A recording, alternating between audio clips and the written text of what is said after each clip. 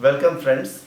In Lokayat, we have an esteemed guest today from Tamilnadu, Mr. S Rajadurai.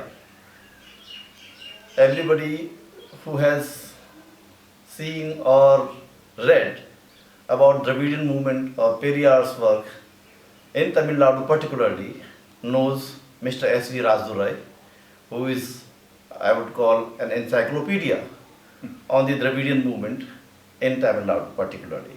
So today we will have a lot of discussion around Dravidian politics, about Periyar's work, about his own work in this conversation. So welcome, Mr. Rajadurai. Thank you. Uh, just wanted to know from you about the state of the Dravidian movement in Tamil Nadu today. What are the positive factors and what are the worrying trends that you feel today? It is both negative and positive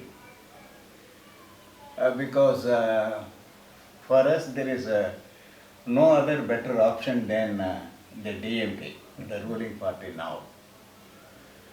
But it has compromised ideologically at various levels, at various times. Probably in 2 elections they won purely on ideological basis. That was in 1967.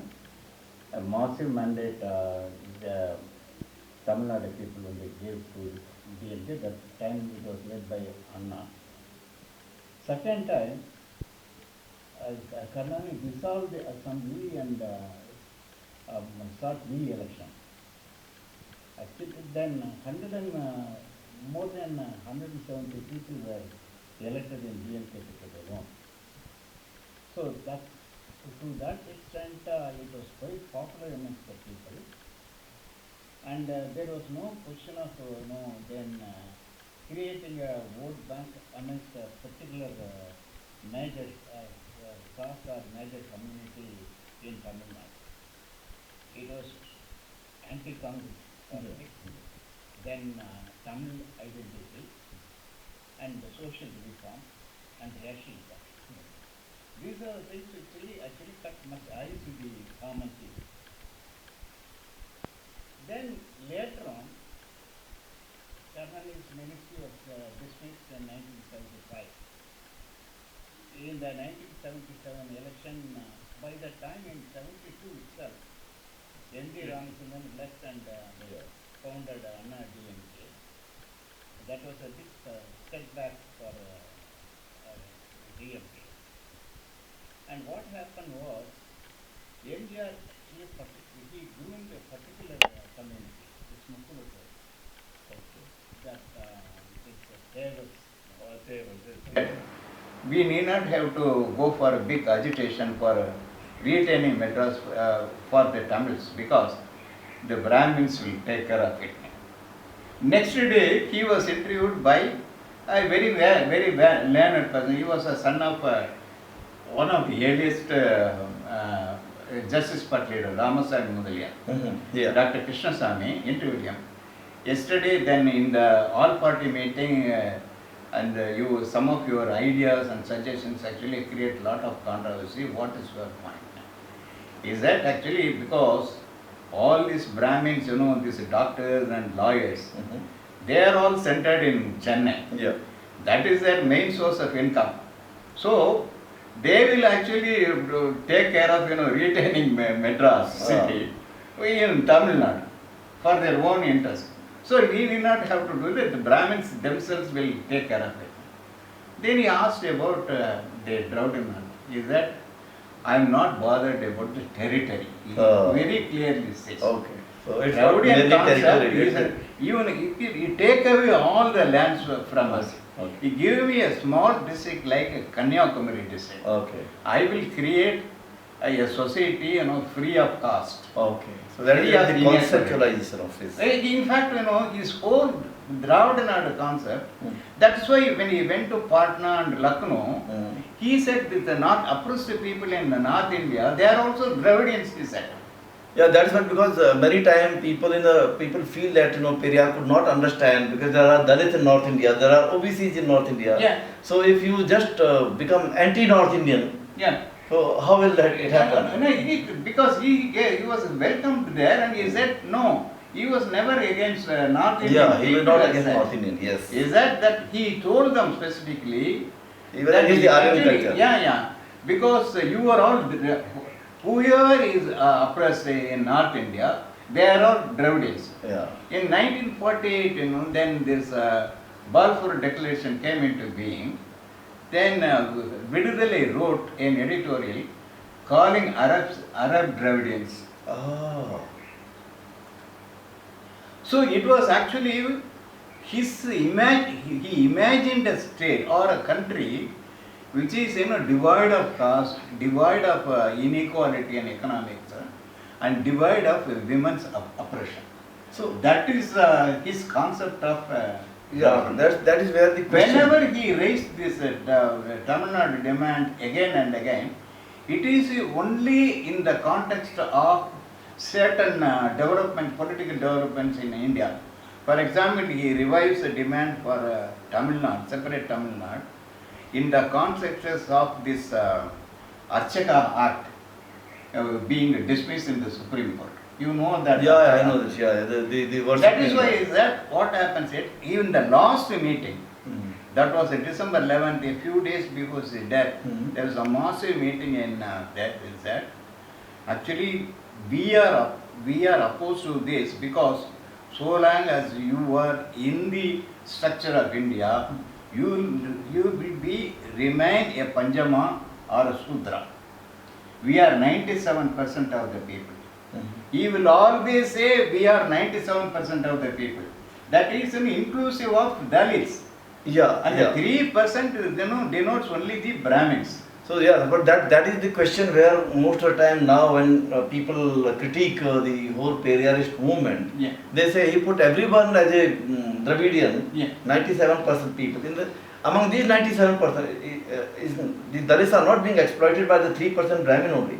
Yeah. And among these 97% people are the people who have deep antipathy, deep contempt, and they give example like what is happening in Tamil Nadu today.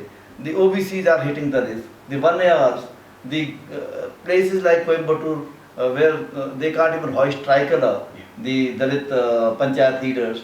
Why these things are happening in Tamil Nadu when everybody is a Dravidian, say in Periyar's scheme of 97% people? Now I can actually put this question back to you.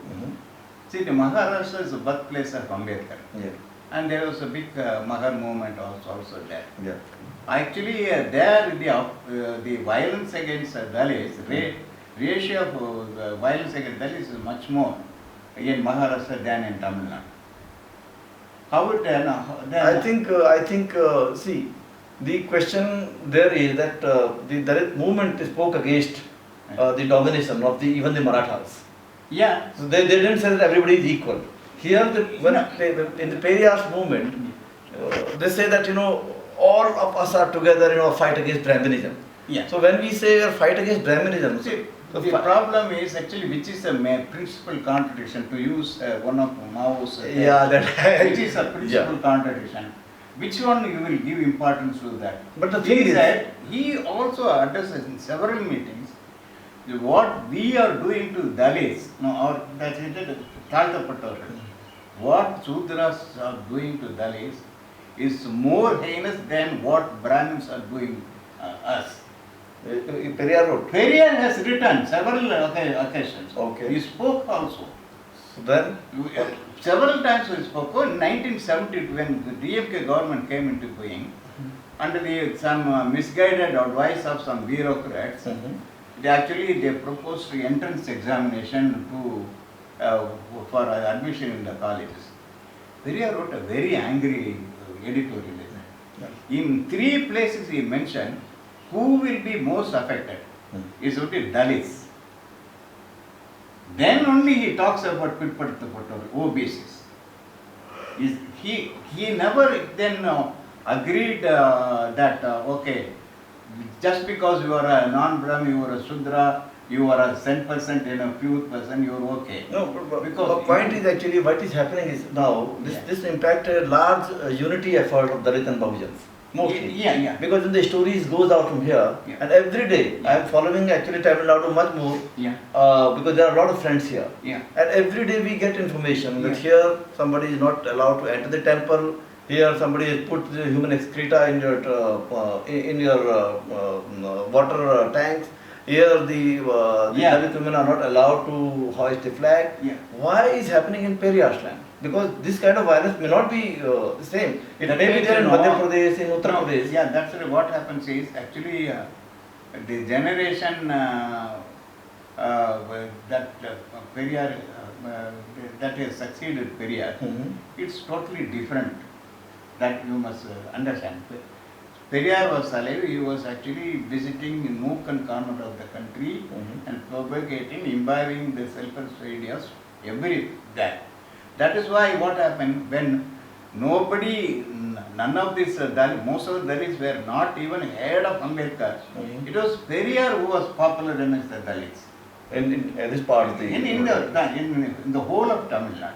And who stood for Dalits when under the instigation of Muthuramalingam, this notorious obese leader of South, when Emmanuel Sagaran was killed, and he was a leader of the Padlas, Devendra Padlas, because he was very angry because there was a clash between this Mukkalathur. Actually, Mukkalathur means a combination of three different castes. Okay. Today, three different castes. So they call it, they call it a trinity. Actually, Kallar, Maravar, Agamudiyar. In fact, there is no then intercaste marriage between the subcastes. They was always, then consider themselves superior to other two subcastes. But when it comes to the oppressing the Dalits, everybody gets united. And there has been clashes going on, for a long time. Because this is blamed actually. This story of the murder of Sankaran. Emmanuel's. I tell you. They say that DMK did nothing. No, what happened was then a peace talk was held in Taluk office in Mudukuloto.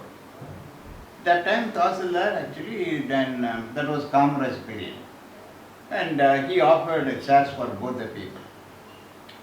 Then Muthuramalingam had to stomach that. Then once he came out of the office, he asked his followers, why did he keep quiet when a Palla was actually seated next to me? Then started violence against Dalit. Massive scale. And Periyar asked that was the first encounter taking place in Tamil Nadu. Periyar asked Kamraj, to shoot down these terrorists, mercilessly. Because why I want to ask you this question? Because there is not much written, and many people blame that Periyar remained silent on it. This is no, not at all. There is lots and lots of articles. Because then they criticized Muthuramalingam personally also. He said that they said that he actually was elected to both the parliament as well as assembly. They said, because you are the only representative of the so-called forward bloc. And what are you going to do? Neither here nor here. You will do nothing either in the parliament or in the state assembly. Then why do you contest in two constituencies and waste the government money, public money? And what happened was then Periyar actually gave, all the opposition parties, including the communists, when Muthuramalingam were arrested, they walked out from the assembly, including DMK, and they walked out. Because they are blind anti-Congress walked out. But Periyar was the only person who was repeatedly writing. Because even today we get ministers, celebrating this man's, Muthuramalingam, and it was only MGR who promoted him to the level of an idol. And now Jayalalitha, in the last time, she actually, he made a golden shield, you know, that cover his No, waistcoat. he's made it like a big iconic. Icon. Everybody, all parties, including the communists, they go there, pay their homage. But this is very the only shameful, party, only party, even today, despite all the mistakes and shortcomings of the decade, only DK doesn't go to pay homage for Mr. Vairamani. Veeramani. He never goes. That's all it. other parties goes there. And Periyar said, okay. Then he wrote an edit, very strongly worded editorial saying, you are all shedding crocodile tears for the tears for Muthuramayathavar. And don't you realize that the upper caste people, they even entered into the churches and then mauled the women and the children, irrespective of their age or gender. Why don't you cry for them? That is a question he raised before all the political parties. So it was quite wrong. But this is an unwritten thing that it was only Periyar who asked Kamraj to send a powerful police to shoot down. In fact, 8 ring leaders were actually captured. They were actually made to stand in one of the ponds and they were simply shot dead. Oh. Only after that, then Periyar wrote, actually what Kamraj did was the right thing. If he had not shot down these 8 ring leaders, this riot would not have been quelled. Oh, Periyar justified the killing. He justified the killing. Because why I am saying this thing, because now this man... after that, yeah. DMK, the Dravida, Periyar lost all his base in that particular district, and the southern. And before that it was very popular. Quite a lot of, then Justice Party and Self-Respect stalwarts actually came from those districts. Then after the Periyar was not bothered about that. But did he pressurize the government later, because when the cases came forward, I think it could not survive in the court of law. Which one? Against this man who was, what is it? Imam Sagran. Yeah, because that he was so popular, but nobody came forward to witness. But what happens, what the court could not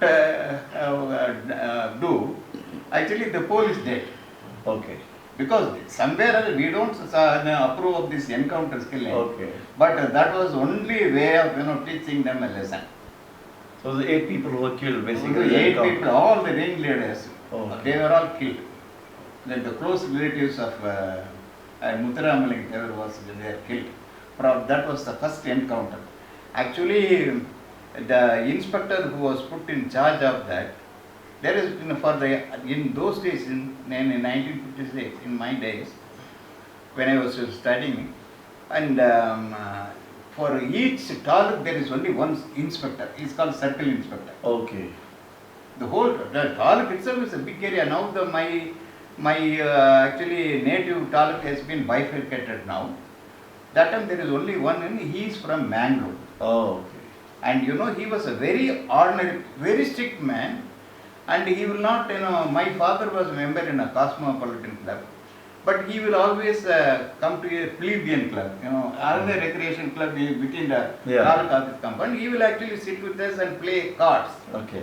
That kind of a person. He was specifically sent for that person. Okay. And not only that, my father, he was a Gandhian. He was immensely happy because there was another big gounder landlord. Yeah. And this is Naidu. No, the gounder. Okay. They are the majority caste in the Kongu. Yeah, I suppose. But then he actually he committed some atrocities on Arundavis. Okay. Actually, he tied them and put huge stones on their feet. Then the complaint reached this man. What he did? Actually, any politician will be scared of even approaching that place. He went there along with 2 police constables, arrested that man. Okay. And actually took him in a bus, not in a car, took him in a bus, public transport. Okay. Actually asked him to get down in the bazaar. Okay. and walked him all the way to the police station. And what is the punishment that he gave? Because you put this stone on these people, you actually clean the entire police station compound by picking all the small stones. That is the punishment. So these things were happening there. Only thing is that there was a controversy about Keelvenmani. Yeah, that is also. Keelvenmani, what then? DMK's role was very. No. Anna really was, because Anna was very ill. He was in the terminal stage. After Karunanidhi came to power. Before when Anna was chief minister, but it later happened Anna's during time. He cried. Okay. Anna only cried. And when Ramamurthy was the CPM leader, he went there. Actually, he embraced him and started. He could not. Ramamurthy himself has written in his autobiography. You couldn't control the tears of Annadurai.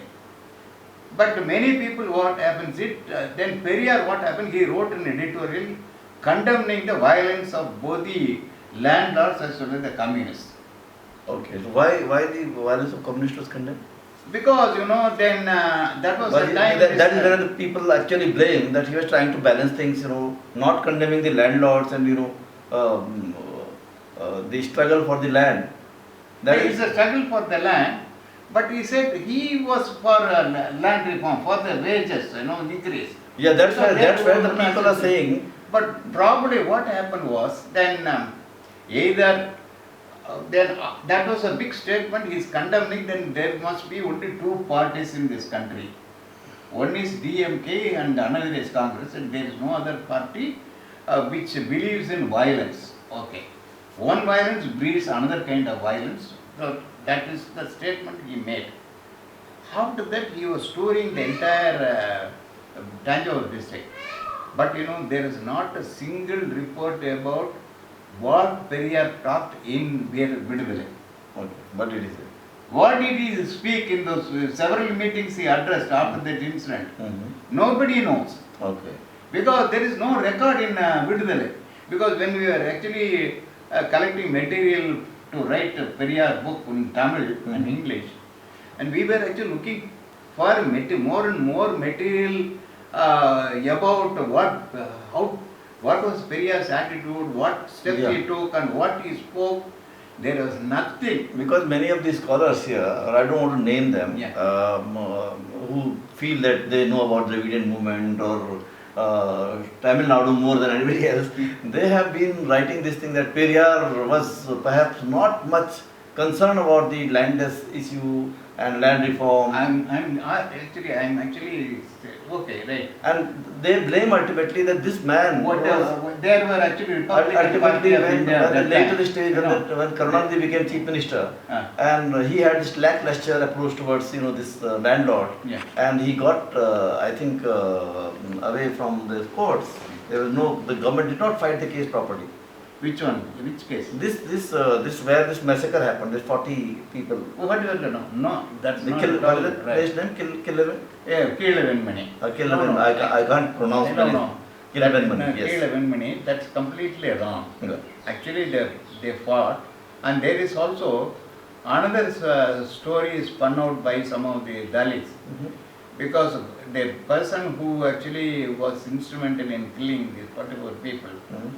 Who asked his henchmen to set fire to the huts. He is a Naidu. Yeah.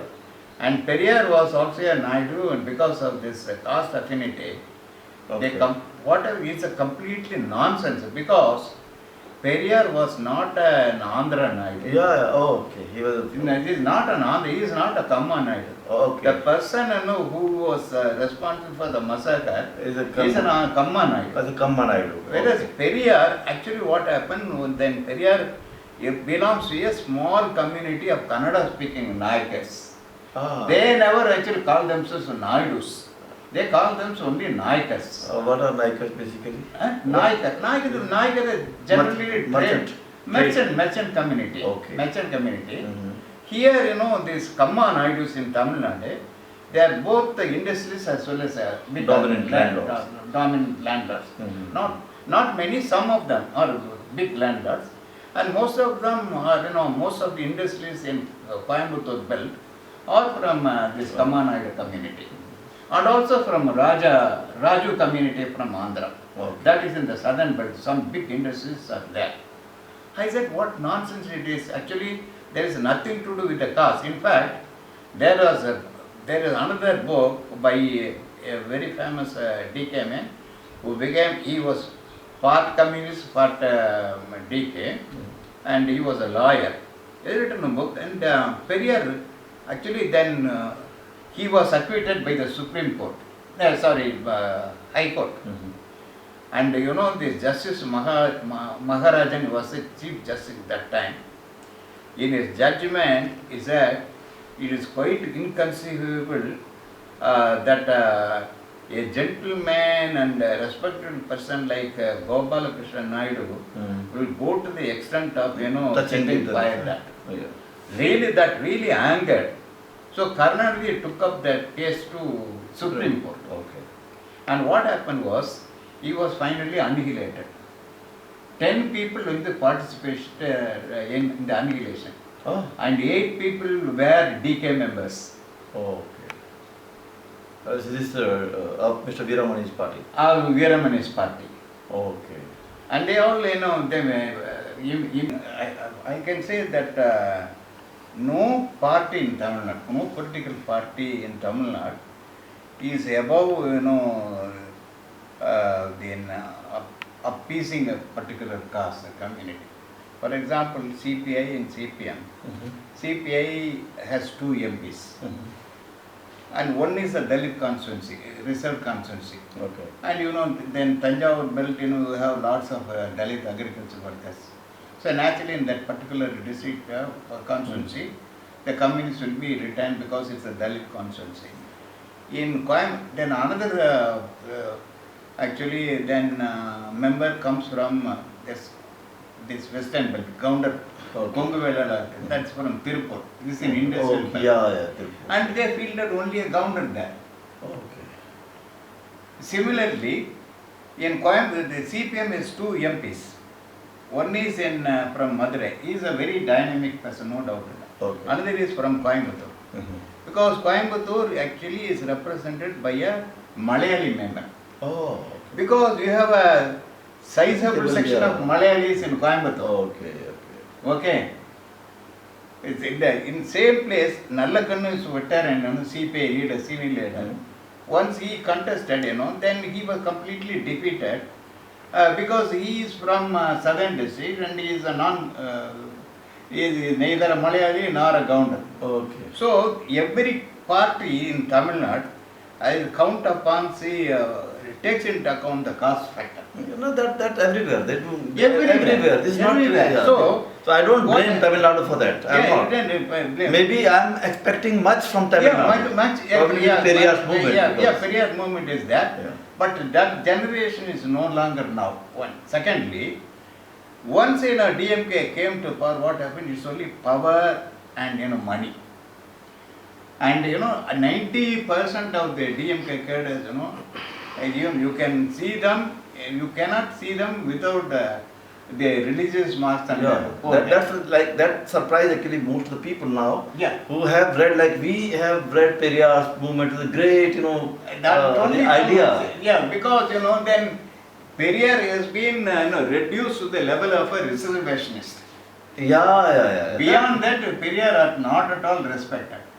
Not for his annihilation of how, caste, like not that, for his gender equality. Yeah, actually that when they talk about social justice of Periyar, they reduce it to the affirmative action. Just a reservation. A reservation, that's all. That's not beyond that. Not beyond that. So the only the small Periyarist outfits like the DK and all these things. These are the small groups, In fact, they are very popular amongst young people. Yeah. They take up caste issues, Yeah. especially in Coimbatore based he is a Naidu actually. From the school days onwards, he is a very strong Periyarist. Then wherever there is atrocities against the Arundyas, he is the first person to go there. So similarly, the other small faction, Dravidian Liberation Party, and they get themselves involved. They actually go along with this anti-untouchability movement people and work there. So one of the charges that people put actually here is that Why do you expect only from Veeramani or Yeah. the Periyar's legacy actually lives in other groups? No, I agree, and I have actually interviewed Mr. Veeramani also, and he was he also accepted this viewpoint that political parties have vitiated things, Yeah, you see. and they are not necessarily, they need Periyar, Yeah. but they are not necessarily, following his But idea. he should actually say it openly. Yeah. But when Periyar was there, he never addressed any public meeting organized by DMK. DMK, no? The He political- never ever did. But he participates in every big DMK conference. Because he is the And only. unqualified support. Why should you give Yeah. unqualified support? Yeah. Like Periyar, you must criticize them. Yeah. You must criticize them. And This one critique comes of the Dalit movement, and many people say, yeah. and they say that Periyar might have been talking a lot about anti-Brahminism and superstition, but where was the fight against untouchability, anti-caste, that where Dalits are included? Because the main blame is Dalits were not included much in the whole edifice of the DK movement. It is mostly the backward classes and powerful communities. Yes, powerful communities. Actually, the powerful communities are in all political parties. Why DMK, all political parties have only dominant communities as their work in the constituency. Yeah, that's true. That is true. Including what? See, Dalit parties have no locus standi to criticize because they all remain as a casteist party only. So they are not really Dalit party. They are not Dalit, but particular why don't caste they parties. embrace it? Within VCK there was a lot of opposition for inner Sub-reservation for for the Arundhati. Arundhati. No, this is another thing. This is shocking for me. Yeah. Because Arundhati are, or say in North India, their counterpart are Valmikis. They are the most marginalized I am community. telling, I am asking you, not a single Arundhati leader then questions Periyar. They worship Periyar. Acha. Yeah. They worship Periyar. Some of the strongest Periyarists come from Arundhati community. Their community. Yeah. Because And they one of the leading intellectuals in Tamilnadu is Marivannan. He is actually a lab technician in a PB sanatorium. Very good poet and very good orator and very good intellectual. Unfortunately, he is not bilingual. That is the drawback. Okay. Then he said that he is a Periyarist. Then Adi Tamil Paravay, that is another Most marginalized. yeah. That's there the worshippers. There were leaders even in those like L.C. Guruswami Naidu. Actually, he addressed the issues of all the Dalits. That he was during the Justice Party rule, he was one of the legislative council member. But none of these people, the VCK people talk about him. There is another person who was also a legislator at that time, one V Rajadurai. He was an Arundhati community. He was very powerful leader. But these people do So not do talk you about think them. that there was They talk only about Periyar leaders. But I was saying that this critique was coming from a lot of people, and No, you actually, have replied very things very. Actually, what happened? The actual criticism first, of course, not this kind of vulgar criticism. Earlier, some criticism were made by the Republican Party of India, because once they were, but it didn't make much noise. But this whole discrediting of Periyar actually it was started by Ravi Kumar. Now the same Ravi Kumar, now DMK. now he contested in DMK symbol. DMK symbol, not only that, uncritically he praises a DMK road. Uncritically he praises a Kalaignar road. Now Kalaignar centenary is being celebrated, and both the government asked me and the other people also asked me to contribute an article about Kalaignar. I said no. I will not do that because I will not celebrate him. though he actually on certain things and He was better, definitely. He did really good things. He was Actually, definitely better than definitely better than the person. But Yeah. when I passed away, I wrote a very big opportunity. The people who were very supporters of the DMK, some intellectual, Delhi-based intellectuals, they came to my house and they said it was a great surprise. You happen to write such a beautiful obituary. I also written about the ups and downs of very balanced thing. Okay, on the one hand, what happened was then he wanted to have a separate anthem for Tamilnadu, Tamil Thai world. Then then he actually fought and got the right to hoist the national flag on the Independence Day. Which no chief minister had obtained that right that time. He fought and got it. Okay. Even today in Tamil Nadu, except Republic Day, governor only has. But all Independence Day, it is only the parade. Actually, it takes place under the leadership of the chief minister. He only has that. In Tamil Nadu? Yeah, in Tamil Nadu. And first, before the national this song is then first the Tamil national song is sung in all the on the 15th August. First Tamil Nadu. Actually, that is glorifying entire all the Dravidian languages. Okay. And also then and the top of them is the Tamil language. That was a 19th century scholar who wrote that. He has nothing to do with the Dravidian movement. He was a Tamil enthusiast. And when that song was introduced, Periyar was vehemently, he actually wrote a very sarcastic article. I said, then you are replacing one superstition with another superstition. Who had the guts to criticize? I think one of the finest thing I learned about Periyar's writing was on the women's. Yeah. I never come across any other political many of thinker. the things, then Periyar said some of his speeches and writings are vulgarized, distorted. See, for example, for a long time, now this man has given up that mission. Other people have. He has actually, Ravi Kumar has created a lot of clones. They have taken up this kind of anti-Periyar campaign, but that doesn't cut much ice because they are not rooted in Tamil Nadu. No, not because of Tamil Nadu, because they are not rooted amongst the working Dalits. Okay. Even today, in many villages, many Dalits are still followers of Periyar. Entire villages are Periyarists even today in Tanjore district. That's a very, very interesting thing that you are telling actually, because most of the time this impression has been created outside Tamil Nadu because of the English writing actually. Only English and writing. Those people who can write in English, and they make things that. Yes, that's right. That because they claim they can establish their legitimacy as if it is coming from horse mouth. So this was a very important actually 2-3 points that you made very. Now I tell you then this the human feces floating in the tank.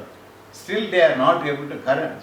Stalin is very serious about investigating and finding out the culprits. Now, finally after long investigation, because there are two communities and the two communities is actually not quite antagonistic each other. One is most backward community, Muttariya community, and the other Dalits. And Dalits actually every time you go and ask them, they put blames on one set of people. Next time you go there, they will put blames on another set of people. Okay.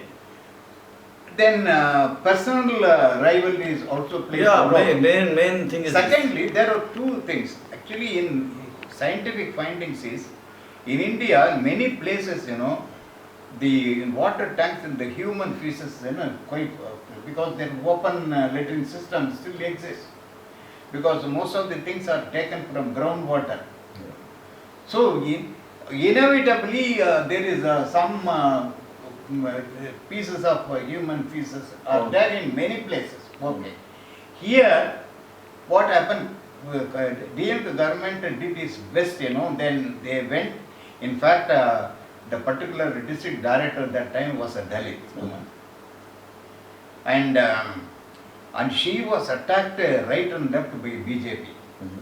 In fact, then I openly went in support of her, in an article I wrote for Hindu. But what happened? He actually brought she tried to bring harmony between the people, and the common temple entry incenses were also then organized by her. Now finally that police has zeroed in on 8 people. Now their DNA has been sent for testing. Oh. Then when the DNA test comes, then it is easy to find out whether these are the culprits. Okay. It's not that the government actually has not been doing anything at all. See, what happens is, what Periyar said was, state cannot do anything at all unless you change the system. I think that is the most important thing that he and I respect that. Yeah, because he didn't believe that a state will be revolutionary. State cannot do it. They may enact laws, yes, but unless the people are prepared to follow it, what happens? So they have to do reforms in the. I think this has to change, because Periyar that way was far superior actually, because he believed in people's power rather than the changes don't come from the state. How can in Madurai, despite this repression in the first DK conference, actually the DMK, the DK conference, Pandal was set fire to people, and many DK women volunteers actually they were stripped naked by the Congress people that time. But despite that, he was able to mobilize nearly 1 lakh of people for his conference. How was it possible for Periyar? Now only Dalit parties have come into being because they want to establish their own identity. The only way to do that is to attack the entire Dravidian heritage. Entire Dravidian heritage, they forgot the good things. Even Ambedkar was wrong in the Dravidian committee.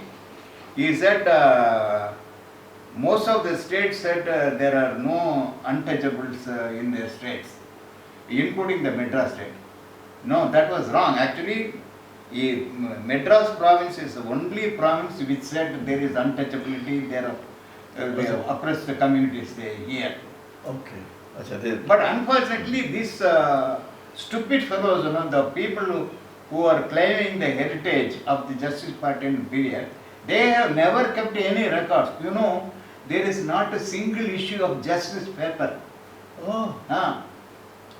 They are available in, I was told by Anand Muthu, many of the issues are available in Nehru Memorial Museum. So then how can it then, you can all, if you have strong material, you can say these are the things they have done. In spite of all the shortcomings, Periyar was very critical of Justice Party, many times. As critical as he was of Congress Party. So as a Periyarist, you have worked a lot. I want to ask you this question.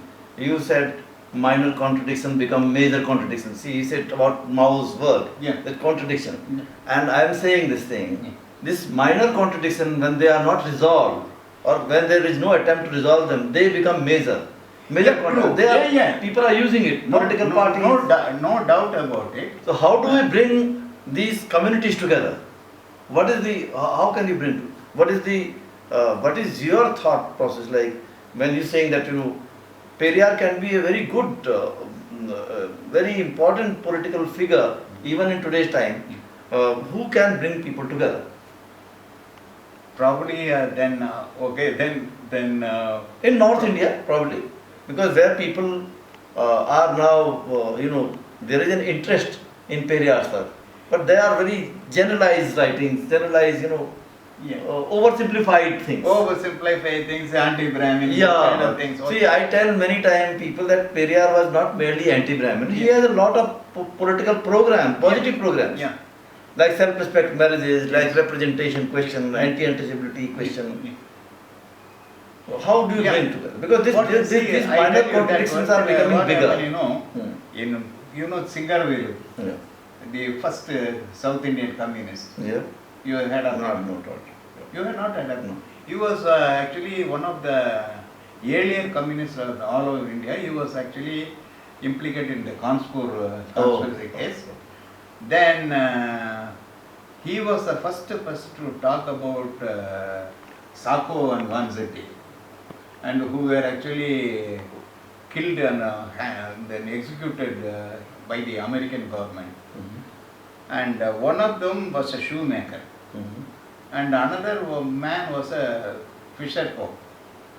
And the one earlier self-respect movement veteran Nilgiris Swami, he went to attend the meeting of Singaravelu. Singaravelu is actually a very checkered career. Then he became a Swarajist. He contested Madras Corporation, at that time municipal election, as a Swaraj candidate. But he claimed to be the labor because he was the first communist. But he was not accepted by the official trade unionists, which are dominated by the Congress. He was completely marginalized. And he participated in the South Indian railway strike, in which a large number of self-respecters went to the jail. Okay.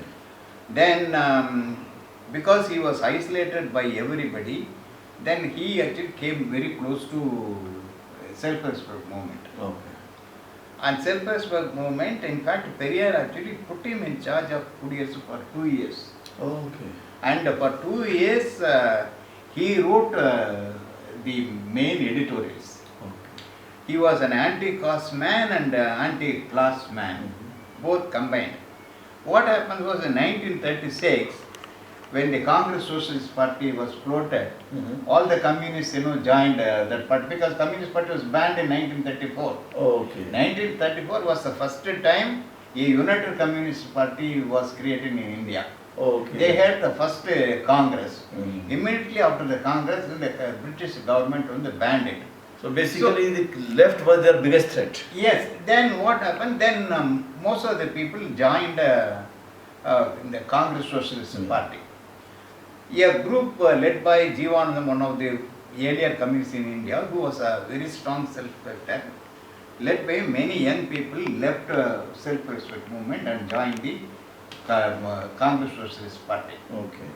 Immediately after, like any new convert, they have been actually heaping attacks and blames and vilifications on Periyar. Then Periyar he is a pragmatic man, and he made an attack when Periyar was first attack when Periyar and Jiva were sharing the same platform.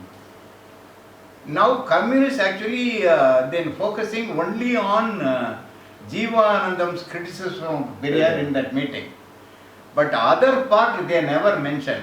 The other part, in reply to Periyar, says, actually what happened, if you want to organize a conference, definitely you need the support of the rich people. We are not beggars. You and me, organize such a big pandal here. Only rich man can sponsor that. You are paid bus fare by the rich man, and you are given accommodation by the rich man to participate in the conference. But you are heroically then attacking the rich people. Now you are in the CSP. What is CSP? Actually, the condition was, before joining the Congress Socialist Party, you must become a basic member of the Congress. That means virtually, practically you are a congressman. Yeah. Is it a party of the poor? Is it not the party of Goenkas and Birlas? That was answered when the Periyar gave right and left on the dais itself. That is not focused on that. Periyar never, he never concealed the fact that he had quite a few rich supporters, friends for him.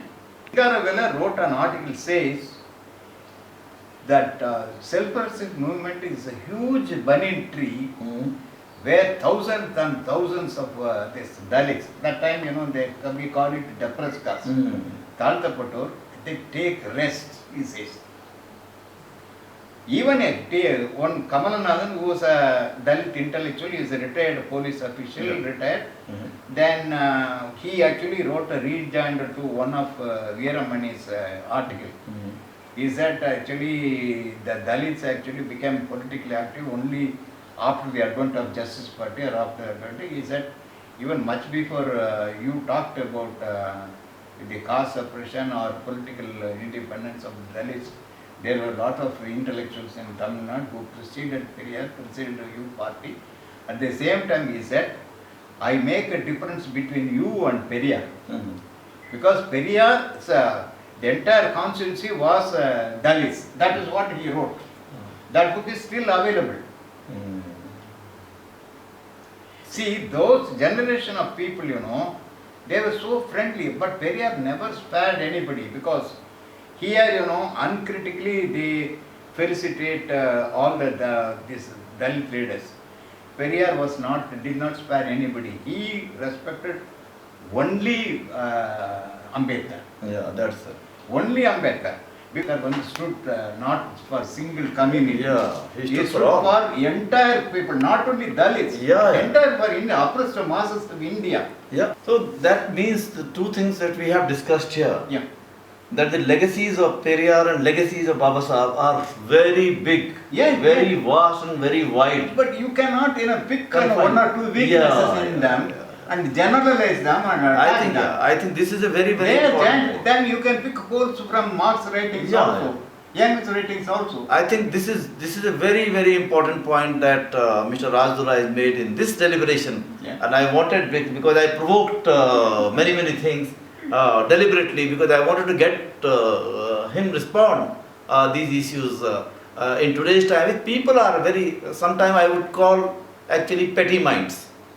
Because both Dr. Babasaheb Ambedkar and Periyar were big people with big vision actually, and people with action on the ground, more.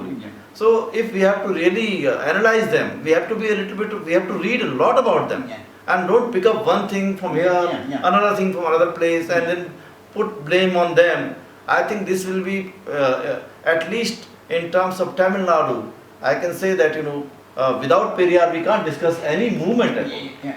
Periyar is essential writing actually to understand Tamil Nadu. I think that's the thing. Anything that you would like to tell about that? Then one more thing. Actually, what happens then when the anti-Periyar campaign was launched, the one part of that was to portray him as anti-Muslim as well. Okay. He was always supporting the Muslims. In fact, till the advent of Periyar, the Muslim, the movement, the political movement or social movement of these Muslims were always invariably led by Urdu-speaking Muslims. Only under the impact of the Periyar, actually it switched over to the hands of the Tamil-speaking Muslims. But did he ever speak about this caste in Islam? Did he ever think that there is a caste system or there are discrimination? No, he didn't. Probably he was not aware of that. That is but but one thing then he was always is that it is better to join. He was always supportive of Islam. Is that in one of the occasions where he participated in a Milad Nabi meeting, he said actually in those days, given that historical context, Muhammad Nabi was a great progressive man because he recognized the equality of the women, and he also then recognized the right to inherit the property by the women. For two things, then you have to then, and moreover, that he was always talking about the unity amongst the Muslims. He was very angry.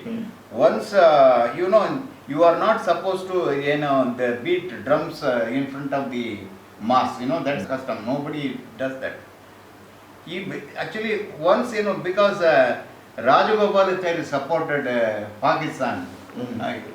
So naturally, immediately the Muslim League in Tamil Nadu, they became the supporters of Rajagopalachari, and they were actually supporting all the pro-Brahminical and anti-people measures of Rajagopalachari, like the new education system. Oh, that he system. brought it. Yeah. So that time what happened, he was attacking the Muslims. Ah. Muslims in the sense, when he said Muslims, he meant only Muslim League. Yeah. He said they clamor for more representations. They have already been given more representation than their population on the records. Then why should they clamor for more? That was the only time he made a direct attack on these Muslims. Saying that people are using the vast resources or vast alliance according to their convenience. So somebody will write Periyar was pro-Muslim, other will write Periyar was anti-Muslim, Ambedkar was pro-Muslim or anti-Muslim. So these kind of writings are very cleverly being used by people with their own agenda. The holistically you must see. So they are giants. Yeah, they are giants and they are actually for human liberation. Human liberation. Liberation of everyone from superstition, from even religious scriptures. They never considered the Shastras are final. Even today, even their own followers, Periyar followers, I told you about Dravidian. Many Tamil nationalists say it's only DMK which gave up the separate Tamil Nadu. But so long as Periyar was alive, Periyar always made the demand on certain conditions. You fulfill this. He was actually for removal of Article 25 and 26. Because that only on the basis of it they struck down this Achaka Act. Because that speaks about the religious interference. Because you know that you can't interfere. So that was the time he actually called for uniform civil code. So you cannot, you have to understand that whole dynamics of many friends may not know this thing. That Periyar was fighting, where the court struck things that you cannot interfere in the religious matter. And where he was very vehemently opposed to untouchability. And then he will say that if these are sanctified by the religion, that doesn't mean that the government cannot intervene. Now then another blame from the other right side is the Periyar burnt from that side burnt the constitution created by Ambedkar. No, actually he banned only those portions which justifies the existence of the caste. Like Article 25, 26, then another something like the 300 something ago. Only that portion he specifically instructed the people.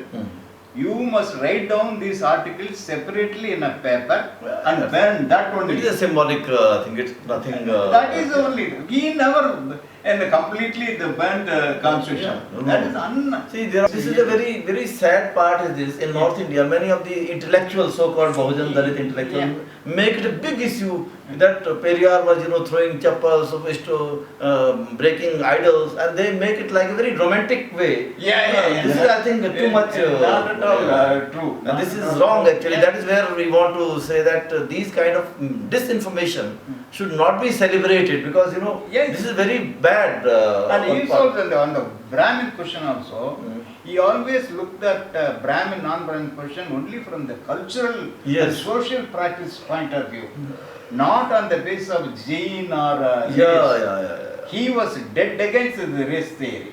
He made it clear on many occasions. And one of the permanent record is the special Republic Day number of the Hindu. There, I think the title of the article itself, so Periyar did not want that title. Deliberately, they put the title as Black Shirt Movement. So this is a very, very important part, and all our friends who listen to this conversation must understand and probably should read more and more Periyar. Don't romanticize the rowdyism or rowdyism. Periyar was not a rowdy person. He was the intellectual giant. And we have to see that he was critiquing the religion. And he brought social justice and self-respect in the lives of people, which affected the whole Tamilnadu and also people like us who are fascinated by his work. And one time, then what happens is, then when Muslims were attacking, actually one of the self-respect movement journal was folded up because of the consistent attack were coming from the Muslim conservatives. Against him, his. Because they were critical of this parda system, everything. So that is where he will have all kind of fundamentalists attacking him. Yeah, all fundamentalists were attacking. Christian fundamentalists were attacking because there are lots of Christians, Dalit Christians in the Catholic community in Trichy, and they were ill-treated by in the church. Okay. So they wanted to leave from that and join some Protestant and some other denomination. And Periyar was invited to address that meeting, and Periyar supported them. Okay, I don't think that this religion is better than the other religion. If you think that you will find quite comfortable and more freedom in that religion, you go and join that. So, and many occasions he made, of course, you said when the minor contradiction, secondary contradiction sometimes may become major contradiction like that. Okay. Okay, but now we can, in retrospect, you can say Periyar, because Periyar has participated in many places. I have met some of the old Periyarists from the this Pallar community very recently, but they all passed away. That is a Pallar dominated village. Oh, okay. Now actually that is an agricultural village, complete irrigated by the Kaveri river. At that time all these farm workers were Dalits. All the land owners invariably were Brahmins. Okay, and the Periyar went there and addressed a public meeting in front of the Shiva temple. Okay. And demanded a fair share of the crop. That time, earlier it was only 10 to 2.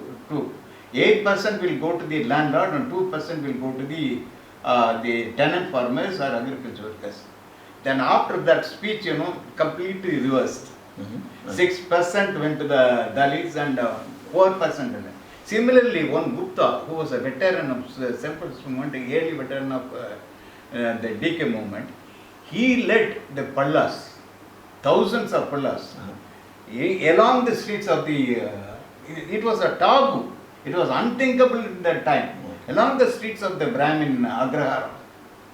So many of the things, then they have gone unrecorded or not given due importance. I said the people, both the Periyarists and non-Periyarists, now they have, as I already said, they have reduced him as an affirmation activist. Well, that's it, yeah. That is a tragedy. They have reduced even Dr. Babasaheb Ambedkar the same way.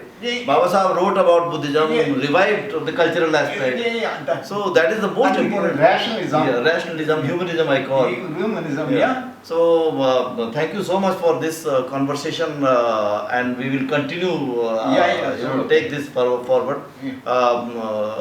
Telling us so much about Periyar and his work, and also his relationship with Dr. Babasaheb Ambedkar. Yeah.